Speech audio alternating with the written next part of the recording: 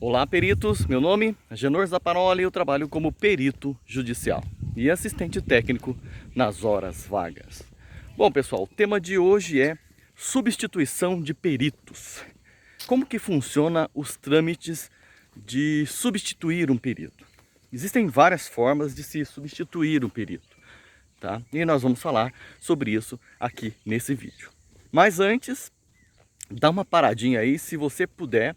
Dá aquele like, deixa aquele like no canal para nos ajudar. Deixa um comentário, nem que seja um olá, para fomentar um pouquinho o vídeo. Se você não for inscrito, dá aquela força para a gente e se inscreve no canal. E, se possível, compartilhe com seus amigos, com seus colegas. Ok? Bom, pessoal, substituição de perito. O que seria isso? Existem várias formas de se substituir um perito. As mais comuns são no momento da nomeação, da intimação. Nossa, entrei num vespeiro aqui. E essa forma, essa inicial, é tipo, o juiz nomeia quem está inscrito no cadastro do tribunal, correto?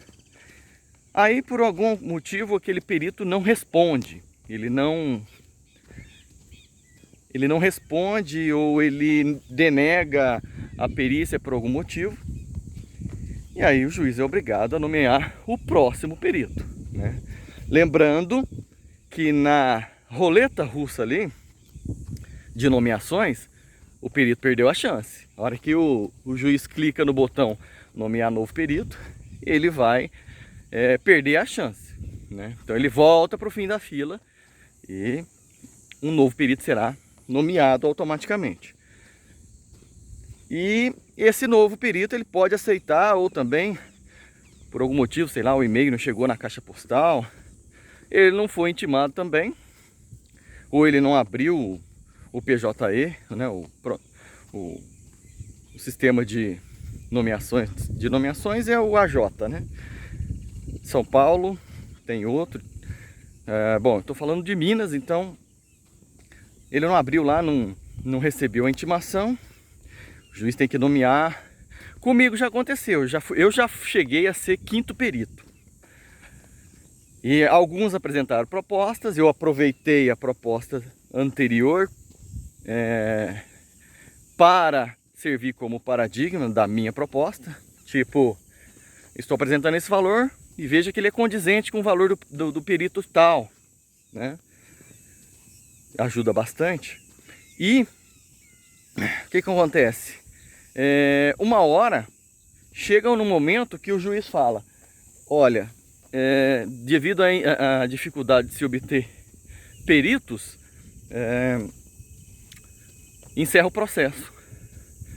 Como ele não tem como julgar sem análise técnica e não acha perito, encerra o processo.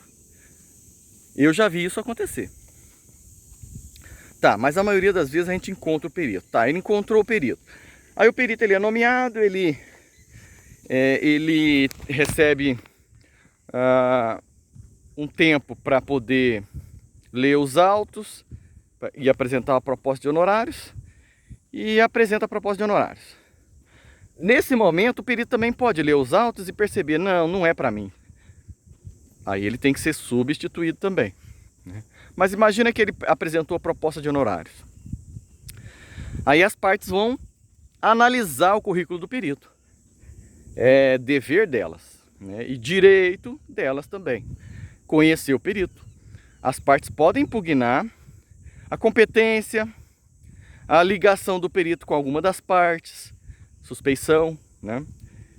E aí a parte pode apresentar a impugnação do perito. E aí cabe ao juiz aceitar ou não, né? Se a acusação da impugnação confere ou não. Geralmente o juiz ele intima o perito para responder, né? Para se manifestar sobre a impugnação. Aí o perito faz a sua parte.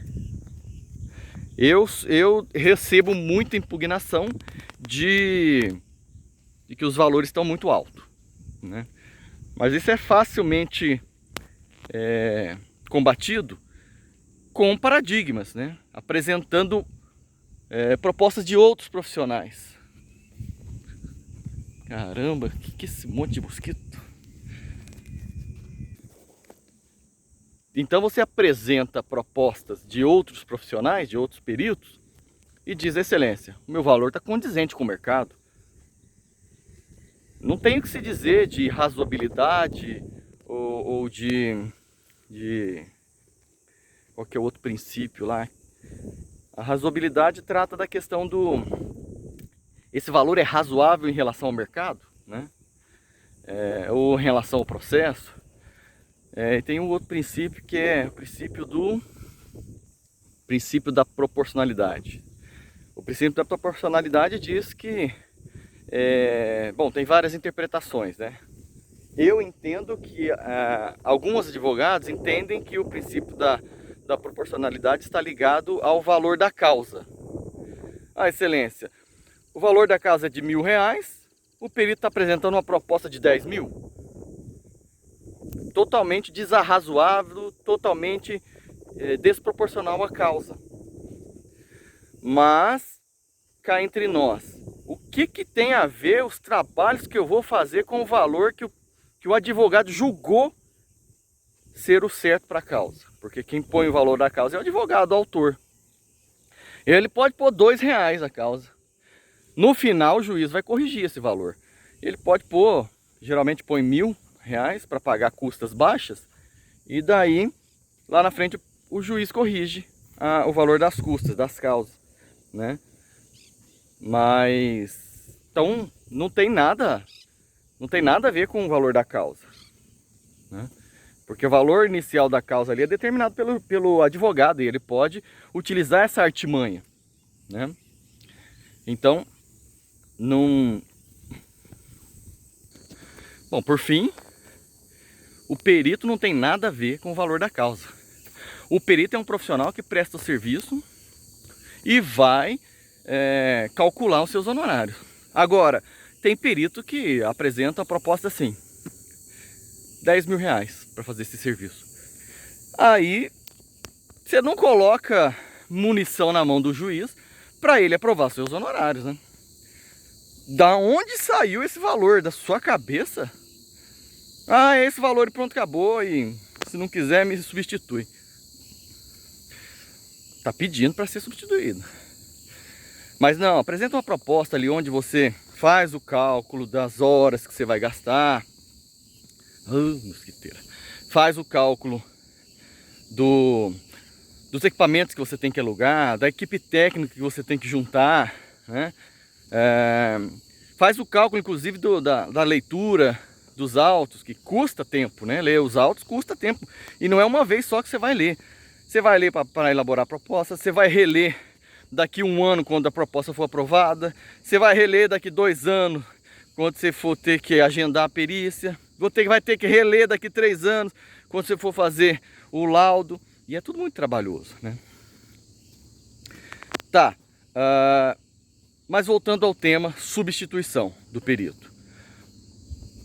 Eu já aproveitei então proposta de honorários de peritos anteriores, porque eles foram substituídos por valores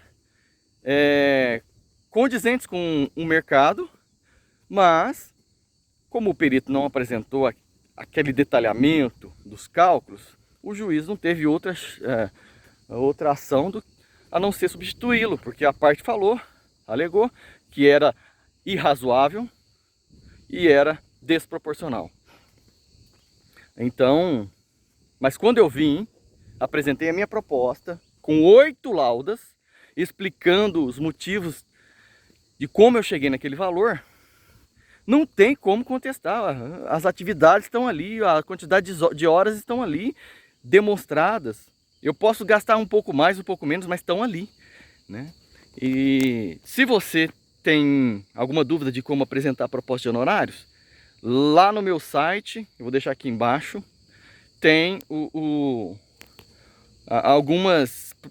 alguns modelos de proposta de honorários. Você pode baixar e aproveitar eles, tá? O intuito aqui é auxiliar os peritos na área da perícia em geral. Imagina então que substituímos o perito. Porém, o novo perito, ele apresenta uma proposta mais alta do que o anterior. Já aconteceu comigo, inclusive, de eu apresentar uma proposta, ser substituído, mesmo com 8 laudas super descritivas,